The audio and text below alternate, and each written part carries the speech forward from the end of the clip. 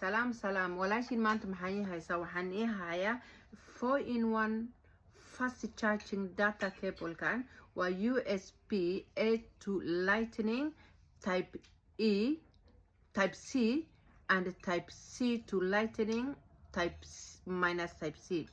aad u fiican yahay. You can charge up to 4 different devices. waa kaasaha kan one is this one is that, and the other one is here. iPhone wax kasta afar xabo, tablet ka, iPad ka, mobile ka, wax kastana waana aad waa adig yahay. waa kaas xirkaas aad u adig yahay. So it's better than the one of 20 pound lagu gaday. This is much cheaper. It's in fact qiimaheeda aad u yar yahay, mana ka go'aya. It will never go cut off. marka ada u baahatid link hoosan ku soo dhiga. It's very nice. 4-in-1, you can do 4 different devices.